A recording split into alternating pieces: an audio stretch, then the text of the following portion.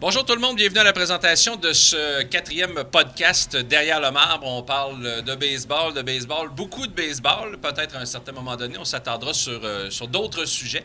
Mais depuis le début, on a parlé de baseball, on a eu beaucoup de plaisir à le faire. Puis je pense qu'on va avoir encore beaucoup de plaisir aujourd'hui. On est au pop de l'Université Laval en compagnie de Guillaume Piedboeuf du Journal Le Soleil et Stéphane Turcot de TVA Sport. Messieurs, bonjour. Salut. Merci d'avoir accepté l'invitation. On s'amuse, on parle de baseball, on ne refait pas le monde nécessairement, mais on a des choses très intéressantes à discuter, puis on parlera peut-être un petit peu plus d'actualité de baseball un petit peu plus tard, mais comme on l'a fait avec nos invités précédents, j'aimerais ça savoir, votre passion du baseball, elle vient de où? On le disait avant d'entrer en ondes, on est des gars d'un peu de générations différentes. Alors non seulement, je veux connaître d'où vient votre passion, et peut-être votre club favori également, puis nous expliquer pourquoi dans le baseball majeur vous avez un club que vous aimez plus. Je vais commencer avec Guillaume. Ben écoute, moi j'ai jamais joué au baseball jeune. J'ai joué à balle-molle dans des ligues là, une fois que je suis rentré à l'université, mais je n'étais pas un joueur de baseball. J'étais un joueur de soccer l'été, j'ai joué au football l'automne. Le baseball, c'est un peu plus lointain. Je suis allé voir quelques fois les expos quand j'étais jeune, mais c'était pas les grandes années des expos dans ma génération, le début 2000. Non, je pense que c'est 2004, les Red Sox, où j'ai vraiment commencé à accrocher à la télé. Puis j'ai continué à suivre le baseball. Les Red Sox, qui étaient, bon, évidemment, une fois après le départ des expos, ne serait-ce que géographiquement, la proximité comme équipe. Puis la victoire de 2004 avec toute l'histoire derrière. Naturellement, je pense que je détestais les Yankees en commençant à suivre le baseball, même sans l'écouter. J'avais compris déjà cette dimension-là, qu'il faut pas aimer les Yankees. Puis, mais c'est plus tard, je te dirais, que quand j'ai commencé un peu à jouer pour le plaisir, je te dirais... Très bon joueur en passant. Plus ou moins, mais au tournant des années 2000. Tournant des années 2000, je te dirais, l'année que j'ai plus regardé le baseball, je pense que c'est la conquête des Red Sox là, de 2013, après le marathon de Boston. Ouais. Une équipe de journeymen avec des gars qui n'auraient pas du tout dû avoir le succès qu'ils avaient. Puis, bon, la fin de carrière de David Ortiz également. Puis là, j'ai commencé à y aller là, 2 fois par été à Fenway depuis, je te dirais, 4, 5, 6 ans. Puis j'ai plus de plaisir parce que je pense que j'ai compris les subtilités. Le baseball, ça reste un sport où tu peux le regarder comme amateur moyen puis ne pas comprendre un paquet de choses. Puis quand tu commences, je pense, à vraiment t'intéresser à ça, c'est là où tu peux passer 4 heures devant ta télé ou 5 heures ou les longs matchs qu'on a aujourd'hui. Puis vraiment l'apprécier, puis apprécier les temps morts, puis penser entre chaque lancé, comment la défensive switch, comment le lanceur attaque le frappeur. Puis c'est là que ça devient intéressant. Stéphane, je pense qu'on est peut-être un peu de la génération hockey-baseball, nous autres. Exactement, tu disais tantôt qu'on était 3 générations différentes. Moi, de ma génération, c'était pas compliqué. L'hiver, on joue au hockey, puis l'été, on joue au baseball. Ouais. Point à la ligne, il n'y avait pas de soccer, puis il n'y avait pas de sport extrême ou peu importe, là, de skateboard. C'était vraiment le baseball l'été. Donc, j'ai fait les 2 sports jusqu'à mes années midget. J'ai toujours aimé justement les subtilités du baseball, tellement que très jeune, là, je te dirais à 16 ans, là, je coachais, j'ai été entraîneur. D'ailleurs, puis à l'époque, j'étais à Neuchâtel, j'étais moniteur de baseball là-bas. Puis mon équipe, puis parce que bon, tout le monde avait les expos, j'avais pas eu le premier choix, j'étais le plus jeune, fait que le petit cul, tu décideras du nom de ton équipe plus tard. J'avais pris les Astros, parce que je trouvais que l'uniforme était flamboyant puis tout ça. Puis BP Sport à Maille-Saint-Roch, c'était un des rares endroits, sinon le seul endroit à Québec à ce moment-là, là, je te parle du vraiment fin 70, début 80, qui vendait des items de sport, d'équipes professionnelles, de baseball notamment, et de hockey. Puis là, j'avais demandé, il y avait le chandail des Astros. J'ai dit, est-ce qu'on pourrait peut-être en faire pour une équipe moustique? Il disait, il n'y a pas de problème, je vais te faire ça. Fait qu'il y avait la dame, avec la mère d'un des joueurs aussi, on avait fait les pantalons blancs puis tout ça. Là, c'est le multicolore, tu Exactement. L'ancien là, qui avait l'air d'une ligue de garage, là, c'était affreux, ce chandail-là. C'était épouvantable. Mais je veux dire, on se faisait remarquer. Oui. Puis je me fais encore parler des jeunes que j'ai dirigés à l'époque. Hey, te rappelles-tu? Puis quand les Astros ont gagné la Série mondiale, je le savais qu'ils allaient gagner un jour la Série mondiale. J'ai ressorti mes vieilles photos puis tout ça. J'ai adoré ça. Puis, tu sais, aussi, j'étais un passionné. J'aimais beaucoup le jeu là, du baseball majeur. Moi, j'ai vu des matchs au Stade Jarry à Montréal. Okay. J'ai même déjà attrapé un circuit de Tim Foley dans les gradins populaires là, au champ gauche. Puis je me rappelle, après le match, écoute, les joueurs étaient hyper accessibles à ce moment-là. Ils le sont encore, mais c'est peut-être un petit peu moins. Là, ils sont plus entourés là, par par l'organisation, par les agents, puis tout ça. Puis les joueurs sortaient, puis allaient à leur véhicule, tout ça, puis j'étais avec mon oncle, puis j'ai dit, viens, on va aller faire signer ta balle, puis tout ça. Fait que j'avais fait signer ma balle par Tim Foley, que j'ai encore. Mais à l'époque, Tim Foley sortait avec Miss Bonanza. C'est une femme qui faisait de la télé à Québec. Mes yeux n'avaient que pour Mme Bonanza. C'était sublime comme dame. Puis, tu sais, des souvenirs. Le circuit de Rick Monday, j'étais au cégep. J'ai vu ça dans la salle des pas perdus au cégep Garneau. On avait arrêté la classe. On avait regardé le match. C'était un lundi après-midi, sauf erreur. Ouais, parce qu'il y avait mouillé le dimanche. Exactement. Ouais. Puis le début des années... Puis écoute, la marque de commerce des expos au début des années 80 était plus forte que la marque de commerce du Canadien. Ce qui serait impensable aujourd'hui. Là. Moi, c'est quelque chose que j'ai pas connu du tout. C'était les années glorieuses des Expos. Je l'ai lu, l'espèce de culture de baseball, la folie qu'il y a eu à Montréal. Moi, c'était les Expos qui se mouraient, c'était... à chaque année, on parlait de combien de temps les Expos sont encore là. J'ai pas connu ça du tout. Tu sais, puis à la fin, là, quand les Expos sont partis, on critiquait beaucoup les installations du stade olympique, qui évidemment n'a jamais été un stade... D'ailleurs, les Expos de Montréal, là, c'est peut-être la seule équipe de l'histoire à ne pas avoir joué dans un véritable stade de baseball. Parce que le Parc Jarry avait c'était pas ça. Mais il y avait beaucoup de défauts. Le Parc Jarry, c'était en attendant que... Ouais. Oh, arrivent les Olympiques. Bon, ben finalement, vous allez aller au stade olympique. Puis... Comme je rappelle, à partir de 79, quand les Expos là, se frottaient avec les Pirates de Pittsburgh, avec les Phillies de Philadelphie, au début des années 80, le stade était plein, puis on se plaignait pas là, du fait qu'il n'était pas très, très joli. Puis moi, j'ai fait mes études universitaires à Montréal par la suite, puis régulièrement, là, écoute, j'ai raté une session, j'étais là tous les jours, tous les soirs, j'allais au stade, puis c'était régulier, là, 45, 50 000 spectateurs pour des matchs, des programmes doubles, j'en ai fait, puis ça coûtait dans le temps là, de 1 $, dans les gradins populaires. Pour les 2 matchs. Pour les 2 matchs. Alors oui, c'est une passion que j'ai développée, j'ai suivi tout ça. Aujourd'hui, les Expos, puis souvent mon garçon me demande, il dit, as-tu une équipe préférée? Je dis non, pas vraiment. Moi, mon équipe, c'était les Expos. Je collectionne les casquettes de baseball depuis des champions de la Série mondiale depuis 1985. OK. Puis en 94, dans mon sol, il y a une casquette noire. Parce que c'était le deuil. C'était l'année que les Expos auraient dû gagner cette série mondiale. Donc, tu as commencé ça en 85 avec les Royals de Kansas City. Je suis revenu en 2015 avec eux autres parce qu'ils l'ont gagné en 2015. Et puis, lorsque la même équipe gagnait, tu avais quand même la casquette. Ouais. Donc là, dans les 2 dernières années, ça fait du bien avec les Astros et les Cubs. Puis, dans les premières années en 85, là, où j'achetais ça à Québec? C'est une bonne question. Nulle part. J'avais mes revues, puis je commandais ça d'une boutique à New York. Oh. Ça a été de même, peut-être, je te dirais, les 5 premières années. Après, ça a commencé à sortir. Moi, je voulais la vraie casquette. Un peu fou. Puis d'ailleurs, vous avez ouvert un peu le sujet des expos. Je veux juste qu'on en parle, on y touche rapidement parce que je veux savoir votre opinion par rapport de 2 façons. D'un, il y a l'élection de Mme Plante à Montréal qui peut peut-être changer un peu la donne, même si M. Manfred dit que c'est un stade et non pas un maire qui va ramener les expos à Montréal. Mais ce qu'on a vu passer dans les dernières semaines, c'est-à-dire une possible expansion avec Montréal et Portland, un réalignement complet des divisions, on parlait de 4 divisions de 8 équipes. Est-ce que ça vous a allumé? Est-ce qu'à un moment donné, vous avez dit, ouais, peut-être que le baseball majeur, il pense plus que moi, j'y crois sincèrement, parce que je suis un peu comme toi, Stéphane, je suis un passionné des expos, ça restera toujours mon équipe. Mais j'ai encore des gros doutes sur le possible retour, mais aussi le fait que cette équipe-là soit viable à Montréal. Guillaume? Mais le ton du commissaire est quand même intéressant. Puis c'est sûr que nous, on peut pas s'empêcher de comparer avec Québec pour la Ligue nationale de hockey. Puis Bettman qui jamais a voulu se compromettre moindrement. Puis t'as Pete Manfred qui est venu au match pré-saison des Blue Jays à Montréal, qui ne cesse de dire publiquement quand il vient ici, oui, Montréal est au sommet de la liste pour une possible expansion. Moi, j'y crois. Bon, tu regardes la grosseur de marché. Vous le disiez, il y a déjà eu une culture de baseball forte à Montréal. Maintenant, c'est sûr qu'il y a ce fameux stade-là. Puis je pense que si on apprend quelque chose, on se l'est fait rappeler encore il y a quelques jours à Québec, mais les fonds publics dans des gros stades, quand t'es pas sûr d'avoir une équipe, pas une grande idée. Donc probablement, en plus avec la nouvelle mairesse à Montréal, que devra avoir plus de fonds privés mis dans ce stade-là. Est-ce que c'est possible? Est-ce que c'est viable? C'est ça la question.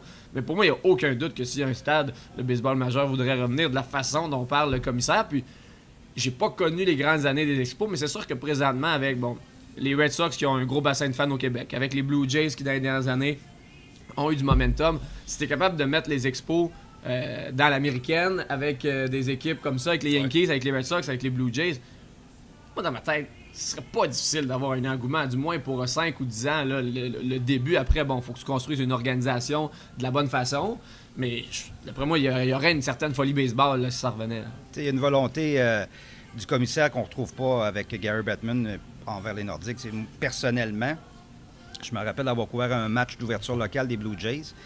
C'était au lendemain ou à peu près des 2 matchs l'annuel hors concours disputés au stade olympique. Puis le maire Coderre, à l'époque, avait dit « Là, maintenant, il faut que je parle au commissaire du baseball majeur. » On se disait « Denis, t'es juste Denis Coderre. T'es juste... » Et j'avais posé la question au commissaire, à Rob Manfred, parce que pour les matchs d'ouverture, il se présente à un des endroits, ça a donné que c'était à Toronto. J'avais demandé, bon, le maire de Montréal aimerait vous rencontrer, il n'y a pas de problème, je trouve que Montréal est un très bon marché. Puis d'ailleurs, s'il y a juste à m'appeler, bon, je vais mettre ça à mon agenda. Alors, il y a une ouverture d'esprit du baseball majeur qu'on ne retrouve pas de la Ligue nationale envers Québec par rapport à ce qui se passe avec Montréal pour le retour du baseball. Ça prend un nouveau stade, c'est sûr, puis ça prend un stade couvert. Je suis désolé, là, aujourd'hui, ça prend un stade couvert à Montréal. Peut-être un toit rétractable à tout Exactement. le monde, même si c'est plus Exactement. Par rapport aux gens à Montréal quand on parle de toit rétractable, effectivement. Parce que ce qu'on voit aujourd'hui avec les nouveaux toits rétractables, moi, juste toujours, si nos toits, on décide d'aller aux expos un dimanche après-midi, même si moi, il y a su à Québec le dimanche matin, c'est pas grave, on y va quand même. C'est la même chose pour les autobus qui partent de partout au Québec. Moi, je pense que c'est obligatoire. Si c'est pas rétractable, il faut un toit, t'as pas le choix. Il faut un toit, mais tu veux le rétractable parce que c'est pas pareil. Voir un match de je suis baseball, quand il fait sûr. beau C'est l'été, tu veux avoir le ciel, tu veux être dehors en écoutant le baseball. Fait que je pense que c'est un passage obligé, un toit, un stade avec un toit rétractable. T'as pas le choix pour. Puis pour ce qui est des fonds privés et publics, je pense que le groupe d'hommes, sont pas véritablement encore affichés publiquement on tous. entend des noms, là. Mais on entend des gros noms. Et je pense que eux, c'est pas juste que ce soit financé à 100% de façon publique, mais que de façon privée, on pourrait injecter certaines sommes pour et la construction du stade, évidemment, à l'avenue d'une équipe. Puis moi, je pense que le baseball majeur a des intentions d'élargir ses cadres. On parle de Montréal, du Canada, mais il y a aussi le Mexique. Je pense que ça les intéresse également. À savoir, est-ce que ça serait viable? L'attrait du nouveau stade, à mon avis, comme n'importe quelle nouvelle concession pour les 3, 4, 5 premières saisons, ce serait effectivement très viable. La lune de miel. Exactement, la lune de miel, comme ça s'est passé avec Winnipeg, si on compare ça au hockey dans la Ligue nationale de hockey. Mais on disait à notre époque, c'était le baseball l'été, puis le hockey l'hiver. C'est plus ça. Là. Les jeunes là, font beaucoup d'autres sports. Est-ce qu'il y a encore une culture? On a senti qu'avec les succès des Blue Jays de Toronto, il y avait encore des gens qui étaient passionnés de baseball. À Québec même, je pense qu'il n'y a pas une région au Québec qui est plus passionnée par le baseball que la région immédiate de Québec. Et les capitales en sont grandement responsables. C'est intéressant. On verra. Puis, vous l'avez mentionné au niveau des noms qu'on entend. C'est quand même des gens qui ont beaucoup d'argent, qui ont même les pieds dans un groupe médiatique qui pourrait déjà encadrer une nouvelle équipe. Ça pourrait aider énormément. Mais c'est sûr qu'on parle aussi, les 4-5 premières années, avoir un intérêt continu. Il faut aussi que tu aies les poches assez profondes pour pas rouler une équipe qui a la plus petite la masse salariale du baseball majeur. Puis on l'a appris avec les expos de la fin des années 40. Pratiquement toute leur histoire, vous me direz, mais encore plus vers la fin. Je pense que faut que tu sois capable de retenir des bons joueurs avec des gros contrats. Le plafond salarial là, flexible dans le baseball d'aujourd'hui fait quand même que des équipes, on le voit tous les années dans la série, des équipes qui sont, je dirais, au milieu, même peut-être dans le dernier tiers de la ligue, qui sont capables d'avoir du succès, mais tu peux pas être dernière. Là. Tu peux pas être les Aces d'Oakland, finalement. Exactement. Mais les Expos étaient spécialistes dans les dernières années d'avoir de bonnes équipes avec, évidemment, un système, un réseau de filiales qui était extraordinaire, qui a fourni des joueurs magiques pour le baseball majeur. Mais effectivement, il faut que tu aies des poches assez profondes pour pouvoir payer des joueurs concession. Carrément. Mais c'était Moneyball avant le temps. Là, dans les Expos, je pense qu'on peut sans dire qu'ils ont inventé quelque chose, ils ont perfectionné quelque chose. Rappelle-toi, 94, le camp d'entraînement de 95, là, c'était épouvantable. Là. Les joueurs sortaient 1-1 à West Palm Beach. Bon, je viens d'être échangé à tes joueurs, on s'en va où? Mais finalement, ils ont réussi avec un joueur ici, un joueur là, à avoir quand même quelques belles saisons avant la toute fin du déménagement vers Washington. On est tous des passionnés de baseball, puis je veux qu'on parle du jeu en tant que tel. Je pense que les séries nous font toujours réfléchir, entre autres, sur la durée des matchs. Moi, je dis souvent, même si le lendemain matin, tu ne travailles pas, des fois, c'est dur de se rendre jusqu'à minuit et demi, 1h du matin, parce que le match s'éternise. Si vous étiez commissaire du baseball majeur, premièrement, est-ce que c'est quelque chose qui vous agace, la durée des matchs? Est-ce que vous avez des idées pour améliorer non pas le spectacle, mais je veux dire, on pourra en parler aussi, mais comment améliorer la vitesse du jeu pour faire en sorte que la plupart des matchs soient des matchs de 3 heures et non pas de 4 heures et quart. Premièrement, est-ce que ça vous agace la durée des matchs ou vous êtes des maniaques au point ou pas du tout?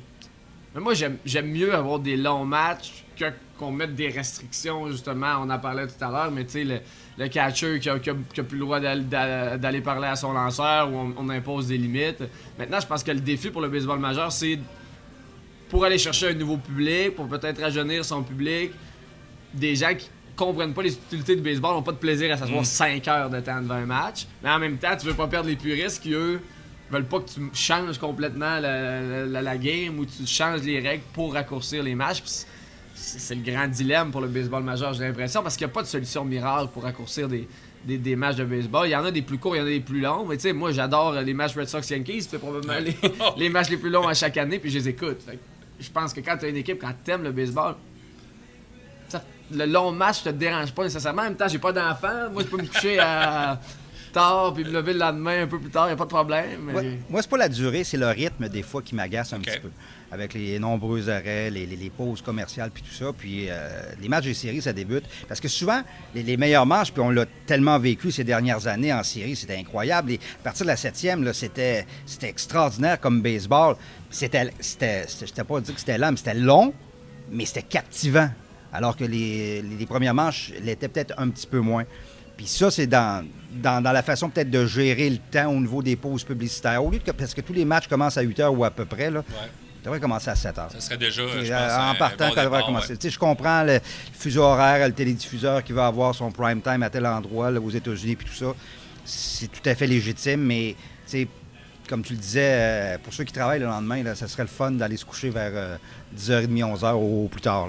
Parce que, tu sais, Los Angeles et Houston, comme on a vu cette année, c'est sûr que la télévision, on dit on peut pas commencer avant 8h parce que ça va déplaire à trop de gens.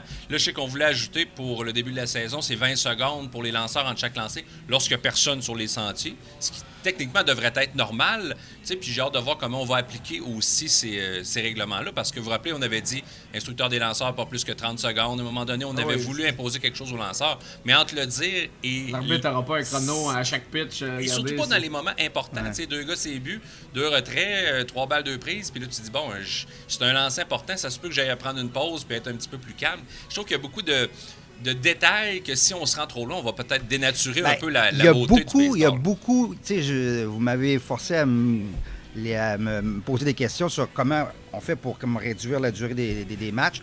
Il y a beaucoup de solutions, il y en a vraiment beaucoup, mais c'est comme tu dis, on va dénaturer un petit peu l'essence même du baseball. On pourrait dire, il y a 5 temps d'arrêt vous avez le droit à 5 temps d'arrêt.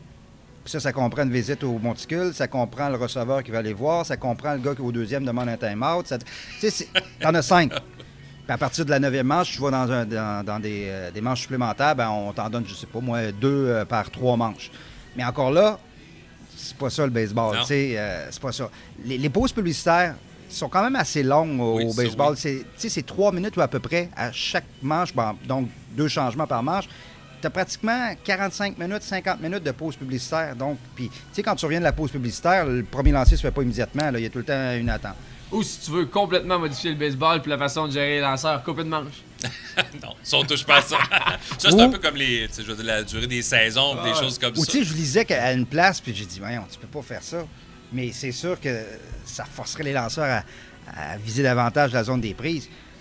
Tu fais compter ton but sur balle pour un coup sûr pour le frappeur. De façon statistique, tu l'ajoutes. Donc, tu forces tes lanceurs à viser davantage la zone des prises, mais encore là, ça n'arrivera pas. Ça n'arrivera pas. C'est des solutions, c'est extrême. Puis, comme le baseball, s'il y a un sport qui est conservateur là, dans le monde, c'est bien le baseball. Ça a changé au fil des ans, là, mais ça n'a pas tant changé que ça. Là. Mais puis ça m'amène à un autre point. On parle beaucoup de la longueur du baseball parce que le baseball essaie de se rajeunir, parce que le baseball veut aller chercher des nouveaux publics. Puis moi, je pense que ce qui retient le baseball, c'est pas tant la longueur que la façon dont le marketing autour des athlètes, les débats qu'on a eu dans les dernières années, les joueurs flamboyants, les fans, les puristes ont de la misère. Pour moi, c'est bien plus ça qui doit changer. Puis, tu regardes ce que la NBA est devenue présentement. Ouais. La NBA est en ce moment le sport qui va le mieux en Amérique du Nord. On en parle à l'année, on en parle l'été. Puis les joueurs ont de la personnalité, sont sur Twitter, sont sur les réseaux sociaux. Puis le baseball a le même avantage que le basket. qui est les joueurs jouent d'abord à visage découvert. C'est pas comme t'as un casque de hockey ou t'as un casque de football. Fait que tu sais, on les reconnaît, les joueurs de baseball, on connaît leur visage. Il n'y a pas plus de joueurs sur un terrain qu'au basketball, mais quand même. Ça, tu marques un bon point. Il manque de couleurs, c'est un sport qui.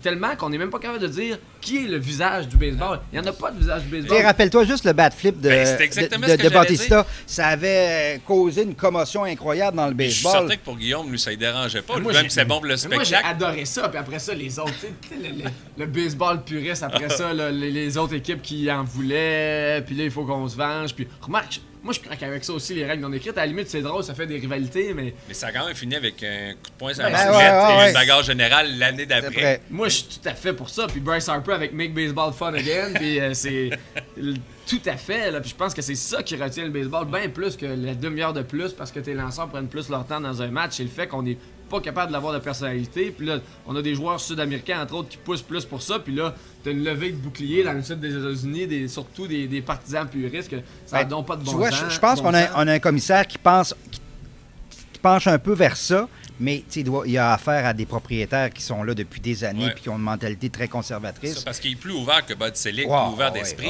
mais tu as des gens autour de la table qui étaient de la gang de Selig qui vont dire non. C'est déjà la reprise vidéo, là. Écoute, c'était un pas de géant, ça, dans le baseball. Jamais j'aurais cru...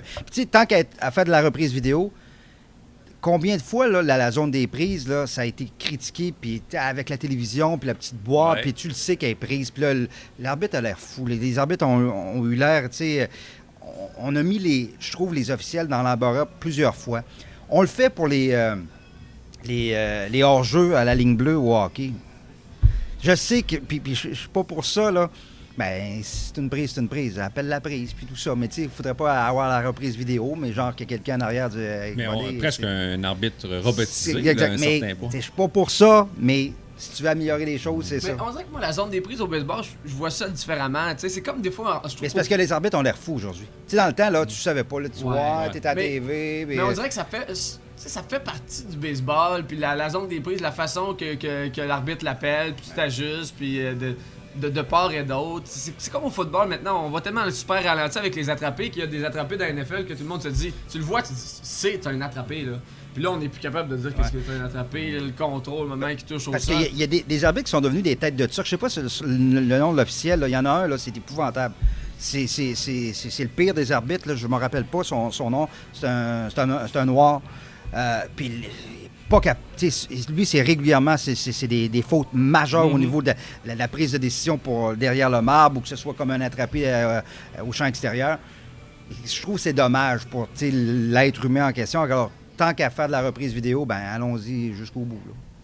Parce qu'il y a certainement 4 ou 5 arbitres dans cette ligue-là qui sont protégés par leur syndicat, qui ne devraient plus être là depuis très longtemps. Joe West en est un qui, écoute, il est en train de battre des records pour le plus grand nombre de matchs, mais ça devrait faire 10 ans. Tu sais, le pauvre garçon qui avait privé le match parfait ou sans point de coup sûr de...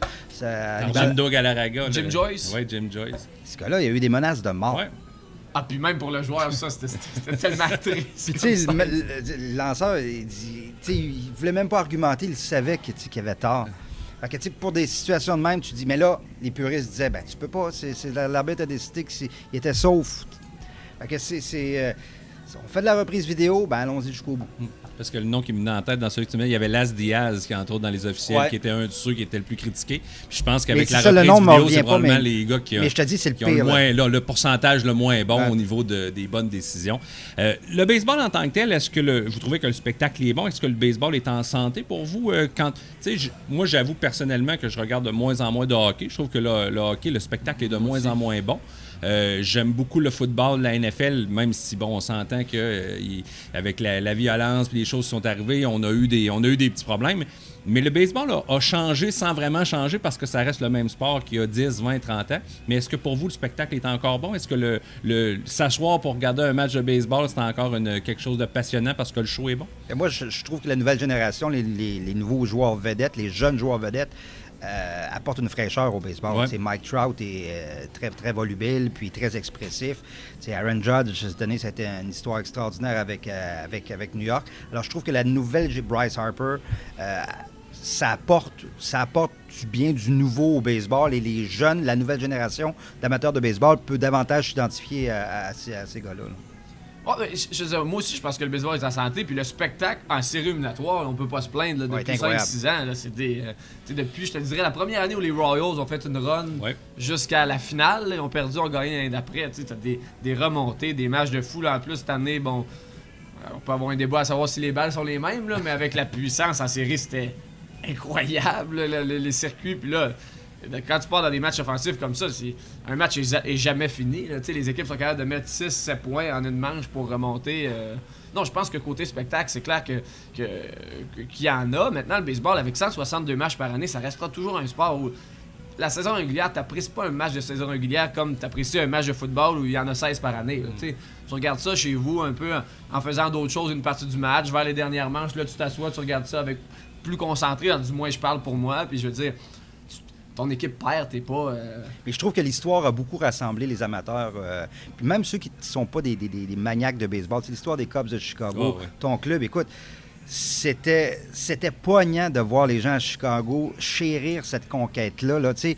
Il y a des gens qui avaient quasiment 100 ans, puis ils sont morts une couple... Mais ils sont morts en paix. Ils ont vu les Cubs gagner la Série mondiale. C'était l'histoire, évidemment, en 2004. Boston. Même cette année avec Houston. C'est ça, exactement. Houston, l'histoire. Puis, le sport, c'est un sport où l'histoire est présente partout.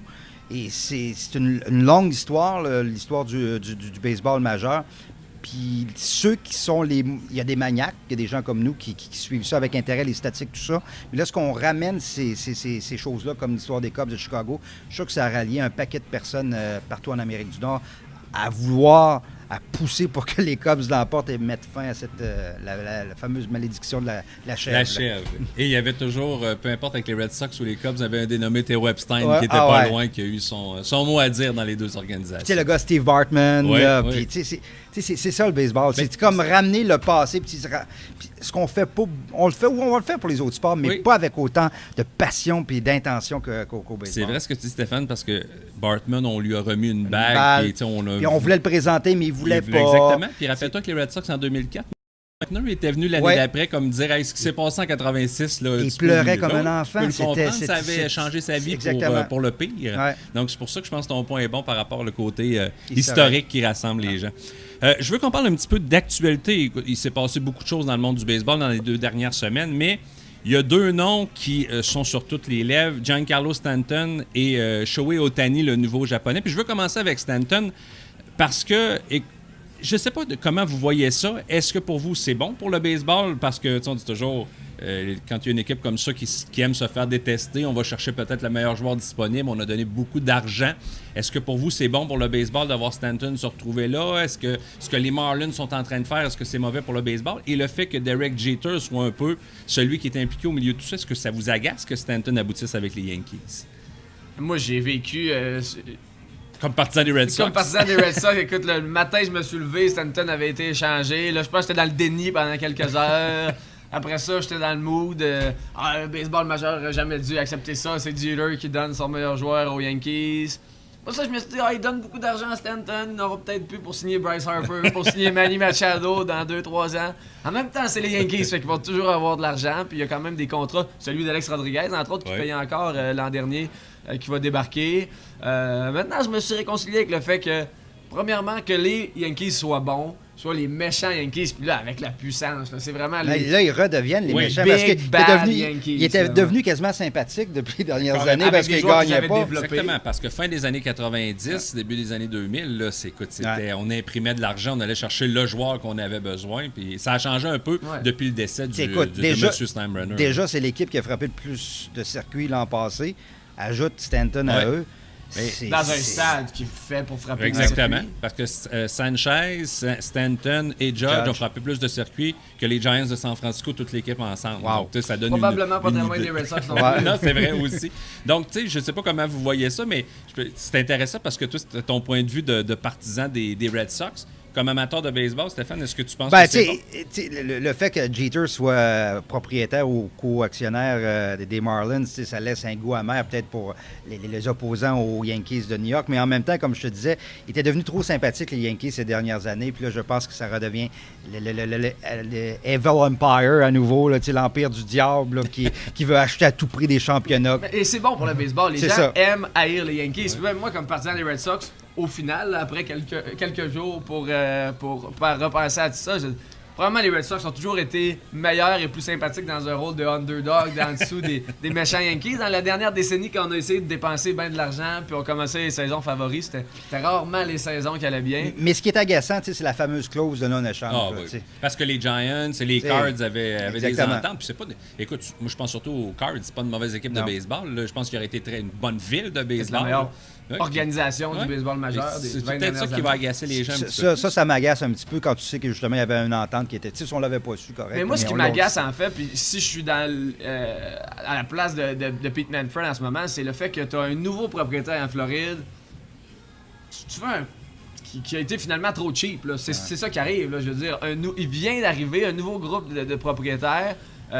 Puis la raison pourquoi on n'a pas été capable d'échanger Stanton contre plus que ça, puis à une autre équipe, c'est qu'on voulait pas rien manger pratiquement du contrat. Fait qu'on était prêt à le donner. C'est pratiquement ce qu'on a fait. Mais là. ce qui est le fun de l'exercice aussi, c'est que là, cette semaine, c'est les assises du baseball majeur. Tous les directeurs généraux sont réunis à Orlando, en Floride, avec le geste posé par les Yankees. Ça force les autres équipes de la division Est de l'américaine à faire quelque chose. C'est là, la rumeur, c'est que là, les Blue Jays pourraient peut-être échanger Donaldson pour aller chercher plus de profondeur au niveau du monticule, parce qu'écoute, l'attaque des Yankees va être dévastatrice l'an prochain. Fait que j'ai hâte de voir les mouvements, si il va y avoir un effet domino sur la décision des Yankees d'aller chercher Giancarlo Stanton. Est-ce que vous pensez que ça va, parce qu'évidemment, il n'est pas impossible qu'il y ait un arrêt de travail dans les prochaines années, mais est-ce que ça va forcer encore les propriétaires à repenser le cap salarial et surtout la taxe de luxe, parce que le cap salarial officiellement n'existe pas. Est-ce que la taxe de luxe, ou à un moment donné, est-ce qu'on va ramener ça sur le plancher?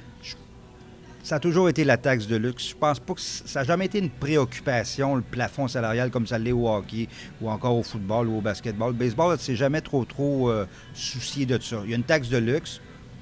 Les Dodgers s'en foutent comme dans l'an 40, les Yankees s'en foutent comme dans le... C'est combien, le chèque est de combien? Il y a 5 ou 6 équipes qui ont mais chaque année, par contre, en série éliminatoire, on a quand même des équipes qui sont loin des grosses masses salariales du baseball qui sont là. C'est pour ça qu'on aime les Indiens de Cleveland et des clubs comme ça aussi. Ça les rend sympathiques, ça fait des histoires en série éliminatoire, justement, les équipes sous-estimées, les underdogs qui ont écoute, des années, là, des équipes qui leur masse salariale au complet, c'était le salaire de Rod et Jeter ensemble, c'est pas mal ça, là, dans les grosses années des Yankees. Moi, je pense pas que ça va changer, ne serait-ce que parce que les grosses organisations, les grosses équipes veulent rien savoir d'un cap salarial dur. Ce serait extrêmement difficile à faire passer. Puis même pour les joueurs, l'association des joueurs ne veulent pas un cap salarial dur. Je veux dire, eux veulent gagner le plus d'argent possible, les plus gros contrats possibles. Tu sais, pour les équipes adverses, là, que les Yankees aient fait l'acquisition de Stanton puis défoncent le plafond salarial ou soient obligés de payer une taxe de luxe, c'est incroyable. Imagine quand l'équipe débarque, je sais pas moi, à Houston ou à Cleveland ou à San Diego, c'est l'attraction. On va voir les Yankees. La moitié du stade des partisans des Yankees. C'est le retour des bombardiers du Bronx. Là. Ça va être intéressant à observer. J'ai bien hâte de voir comment on va gérer le tout. Puis tu en as glissé un mot tantôt, Guillaume, mais l'an prochain, en principe, s'il n'y a pas de changement, mais après la saison 2018, et Bryce Harper et Manny Machado sont agents libres. Là, on va peut-être franchir le pas du 400 millions, là, de quelqu'un qui va gagner 40 Harper millions de par plus année. en plus, c'est ce qu'on parle. 400 millions. Même si je pense que Machado est peut-être un joueur plus complet. Moi, en tant que partisan des Red Sox, là, j'aimerais beaucoup mieux qu'on signe Manny Machado que Bryce Harper. Je pense qu'il va signer pour moins d'argent.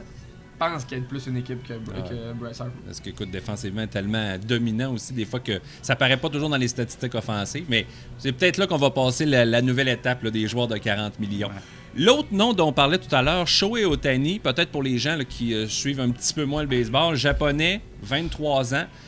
Lui voulait venir jouer dans le baseball majeur, mais ce qui est particulier dans son cas, je pense qu'on n'a pas vu ça depuis Babe Ruth, c'est que c'est un gars qui peut jouer, qui est un lanceur partant, mais qui est aussi un voltigeur, un joueur de position. Donc techniquement, il pourrait lancer une journée tout en frappant, et les 4 autres journées, soit être frappeur de choix et être voltigeur. Mais là, évidemment, il a été très bon au Japon, il a seulement 23 ans. Mais quand même une surprise qui aboutisse avec les Angels. Je ne sais pas si pour vous, il avait parlé à un moment donné que, bon, peut-être pas dans un gros marché, je vais aller jouer dans l'Ouest. Moi, j'ai souvent pensé que les Mariners étaient ceux qui étaient les mieux placés. puis finalement, il aboutit avec les Angels. Est-ce que c'est une surprise pour vous? Puis qu'est-ce que vous voyez dans votre boule de cristal pour un jeune homme de 23 ans dont on a parlé... C'est intriguant. C'est incroyable. Puis, tu sais, le plus bel exemple, Stéphane, on en parlait hors des ondes, même dans un pôle de baseball, tu te dis, il va sortir où? C'est ça. C'est-tu le premier choix, c'est-tu le next one ou pas du tout? C'est intriguant comme jeune homme. C'est un grand point d'interrogation. Puis même comprendre le type, hein, parce que il aurait pu attendre 1 ou 2 ans de plus, signer un gros contrat. Là, il est encore on en parlait avant l'émission, mais dans le pool de joueurs agents libres international. Fait que son équipe peut avoir une grosse compensation au Japon, mais lui est obligé de signer un plus petit contrat. A décidé de ne pas attendre avec lui d'aller dans le baseball majeur. Après ça, a dit non aux plus grosses organisations du baseball. Il parlait d'aller jouer justement à Seattle. Quoique Seattle a une culture de joueurs japonais, on aurait pu comprendre un peu. Avec Ishiro. Mais on dirait que même la côte du Pacifique, c'est beaucoup asiatique aussi. Même le fit était parfait. Là. Oui. La mentalité, j'ai de la difficulté à cibler quel genre de personne c'est, Ohtani. Puis, moi, je pense que côté lanceur, pour moi, il n'y a aucun doute qu'il va être bon. Je pense qu'on a des bons exemples dans la dernière décennie, des lanceurs vraiment dominants. Parce que lui, on parle de ça. Là, on monticule vraiment dominant au Japon, qui font la transition. Normalement, ça fonctionne bien dans le baseball majeur. J'ai de la difficulté à penser qu'il pourrait être un frappeur, pourrait être un pinch hitter, de temps en temps aligné comme frappeur désigné. Là, on est dans l'américaine, donc pourra s'aligner comme frappeur désigné. Je pense pas que ce sera jamais un joueur de position en défensive. Moi, je trouvais pas ça fou de commencer dans la nationale, d'être juste un lanceur qui frappe bien quand il est au monticule et justement peut venir comme pinch hitter dans des matchs s'il y a de la puissance. Parce que tu regardes sa moyenne au Japon, frappe pour 2,85 avec de la puissance. Là. Normalement, si tu frappes pour 2,85 au Japon, la moyenne va baisser un peu dans les majeurs. Mais si c'est un gars qui a de la puissance, pourquoi ne pas l'amener de temps en temps comme pinch hitter quand t'en as besoin, quand t'as des joueurs sur les buts? L'américaine, j'ai hâte de voir comment on va le gérer. C'est sûr que ça a été discuté amplement avec les Angels avant de signer. C'est ça, je partage un peu ton avis, Guillaume. Comme lanceur, on parle de 96 000 à l'heure, 97 000 à l'heure. Je pense qu'il peut tirer son épingle du jeu au monticule. Si comme frappeur, on se pose la question, là, il va affronter des bien meilleurs lanceurs dans le baseball majeur.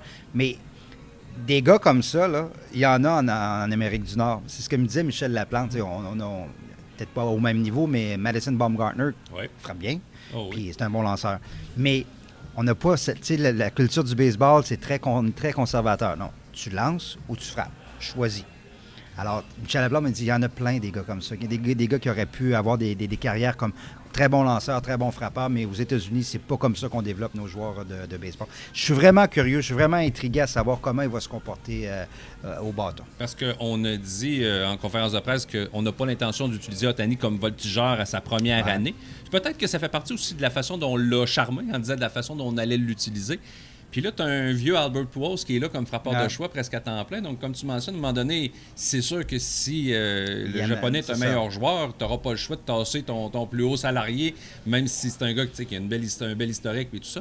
Là, c'est là que ça devient intriguant, mais de la façon dont on nous l'avait vendu, moi, je pensais à un moment donné qu'il allait jouer 130, 140 matchs, mais je suis pas sûr que ça va être ça en bout de ligne. Ceci étant dit, on parlait de pool. Côté lanceur, surtout à sa première saison, là, normalement, des joueurs comme ça qui arrivent du Japon, déjà au sommet de leur art, connaissent des grosses premières saisons parce que les frappeurs les connaissent pas. Moi, dans un pool de baseball comme lanceur, 100% je le prendrais haut. Tu sais, rappelez-vous la première année de Yu Darvish, même du côté des Yankees, j'oublie son nom, mais alors Tanaka, sa première année est arrivée, brisait tout.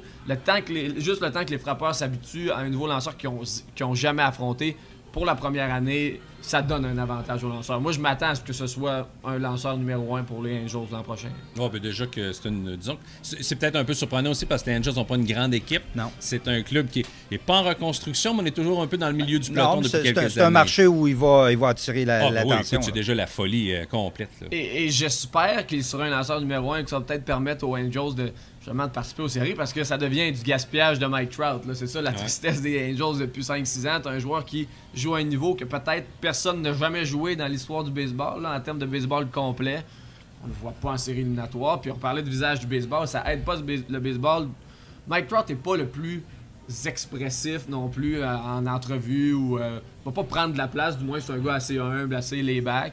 Puis t'as une équipe qui joue pas en série éliminatoire, ce qui fait que le meilleur joueur du baseball joue sur la côte ouest. On le voit pas beaucoup, Mike Trout, là, mais il fait des choses incroyables. Ça pourrait prendre 30 ans avant qu'on revoie un joueur qui joue à ce niveau-là, puis on le voit pas beaucoup. Si ça peut permettre aux Angels de faire les séries, ce serait excellent pour tout le monde et pour le baseball, je pense. Ce qui est terminé dans le top 5 du joueur par excellence dans la Ligue américaine à toutes ces années depuis qu'il est dans le baseball Mike majeur. Trout, dès ce début, là, comme joueur recru, il a été dominant puis il domine encore.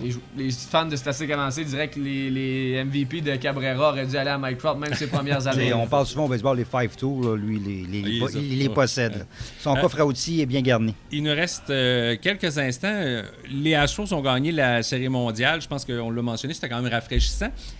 La façon dont les Astros ont construit leur équipe, est-ce que, tu sais, puis c'est quand même une équipe qui a un certain budget, là, on parle pas des Rays ou des Aces d'Oakland, est-ce que vous pensez que c'est une mode qui va se faire, c'est-à-dire de vraiment défaire tout, on repart à zéro, puis même, sans dire que les Astros n'étaient peut-être pas en avant de leur plan, parce qu'on a souvent parlé de 2017, mais est-ce que vous pensez que c'est une mode qui va venir de dire, comme les Tigers l'ont fait, c'est-à-dire échanger à peu près tout le monde qu'on est capable d'échanger, puis dire on repart vraiment à zéro avec notre système de repêchage? Je ne sais pas si ça va devenir une façon de faire commune, mais je pense que ça a fait réfléchir bien des gens, puis pas tellement loin de nous autres, les Blue Jays de Toronto, sont un peu rendus à la croisée des chemins. Là. Est-ce qu'on essaie encore d'être compétitif pour cette année ou bon, on échange Donaldson, on va chercher des choix leur repêchage équipe et leur division, ça fait en sorte la réflexion, tu dis où est-ce qu'on est rendu?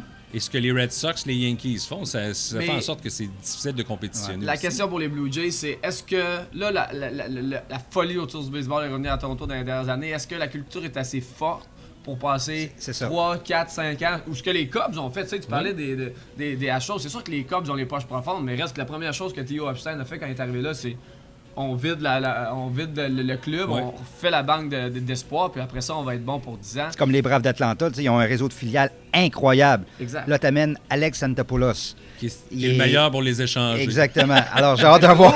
Ça, c'est une autre chose, mais il reste que c'est ça. À Toronto, je suis sûr que c'est les questions que je pose les propriétaires du club aussi, c'est de dire est-ce que la culture est assez forte pour si on tire la plug, puis on en a pour 4-5 ans, pour redevenir vraiment bon? Est-ce que les gens vont être encore là dans 4-5 ans? Est-ce qu'on va avoir perdu le momentum qu'on a construit avec les années José Bautista, avec les participations aux séries éliminatoires? Mais c'est sûr que c'est pas propre au baseball, hein? The process dans la NBA avec les 76ers de Philadelphie, que, écoute, une équipe qui a été moribonde pendant des années, puis les fans continuaient à venir dans l'aréna puis appréciaient pratiquement de leur équipe perdre, là, que leur équipe termine dernier. Parce qu'ils savaient que le meilleur s'en venait. On appelle ça « the process », puis c'est comme ça fait partie de ce qu'il faut endurer pour avoir une bonne équipe pendant des années. Je pense que les partisans de sport en sont plus conscients, sont plus patients qu'avant pour ça. En même temps, tu peux pas manquer ton coup. Là. Si tu sacrifies 3-4 années, tu peux pas redevenir une équipe moyenne. Il faut que tu redeviennes une équipe dominante. Tu peux-tu dire ça à Marc Bergevin? Ça s'applique. Mais puis juste pour compléter sur Toronto, c'est que tu regardes, je ne mettrai pas les Argonauts là-dedans, mais tu regardes la MLS qui a un certain succès. Évidemment, les Maple Leafs s'en vont dans la bonne direction. Les Raptors ont une bonne équipe depuis plusieurs années, puis ça risque d'être le cas encore pour quelques années. Est-ce que tu retombes 4e dans ta ville? Puis oui, puis là, tu mentionnais, là, l'incarnation est partie, Bautista, c'est son tour. C'est Russell Martin. Sanchez, Stroman et compagnie sont capables de prendre la relève? Pas juste d'être des bons joueurs, d'avoir une équipe compétitive. À ce stade-ci, c'est un gros point d'interrogation. J'ai bien hâte de voir comment ils vont agir parce qu'ils ont des choses importantes à négocier, notamment le contrat de Donaldson. On négocie ou on l'échange avant qu'il soit trop tard.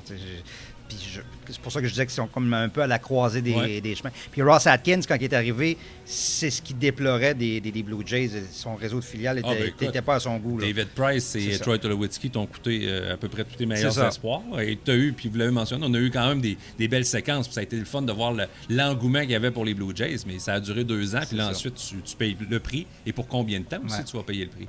Parce que dans les filiales, je comprends que les gens ont espoir que le jeune Guerrero, le jeune Bichette, mais on est encore une couple d'années avant de les voir à Toronto, je pense. Mais au moins, on les a, ces gros espoirs-là. On en a encore quelques-uns. On a le jeune Gouriel aussi. Oui, le frère des deux autres. Lourdes. Oui. Ben, messieurs, merci beaucoup. Oui? J'ai une chose à ajouter. Je ne l'ai pas dit tantôt quand on parlait du baseball. Tu diras pas que les Red Sox vont gagner la Série mondiale. 3 minutes rapidement. J'étais en Corée du Sud ce printemps. Puis je suis allé voir du baseball en Corée du Sud. Et c'est complètement différent, mais c'est incroyable comme expérience partisane d'aller voir du baseball en Corée du Sud. On parlait du baseball de puriste, là. Écoute, la Corée du Sud, probablement, tous les gars battent flip presque sur des doubles, lancent leur bâton dans les airs. Les joueurs n'ont pas de chansons d'entrée qui jouent dans le stade, c'est des chansons que la foule chante. Okay. Il y en a une pour chaque joueur. Il y a un animateur de foule et les manches que l'équipe locale est au bâton, là, ça chante. Tout le stade est debout, du début à la fin de la manche. L'animateur de foule commence les chansons en l'honneur des joueurs. C'est presque du avec soccer, leur nom. finalement. C'est un peu comme du soccer, mais différente. c'est la folie. D'ailleurs, les stades, tu rentres avec ta bouffe, ton alcool, comme tu Sérieux? veux. Ah oui? Il y a des dépanneurs dans le C'est stade. une autre planète. Comme au tournoi Pee-Wee. Ça ressemble à ça. Mais tu sais, évidemment, on apprécie peut-être un peu moins le match. Là. Les puristes de baseball n'aimeraient pas ça, mais quand même, j'étais là. Puis je me rappelle pas le dernier match de baseball que j'ai assisté, que j'ai eu autant de fun. C'est là que tu vois, il y a quelque chose à faire dans le baseball. Il faut se dépogner un peu, là, sortir sa chemise de ses culottes du côté des puristes du baseball pour que le baseball continue à aller chercher un public jeune et qu'il y ait du fun à aller voir un match de baseball. Guillaume, Stéphane, merci beaucoup d'avoir participé. Merci d'avoir été là pour cet 4e épisode du podcast de Derrière le marbre. Merci beaucoup.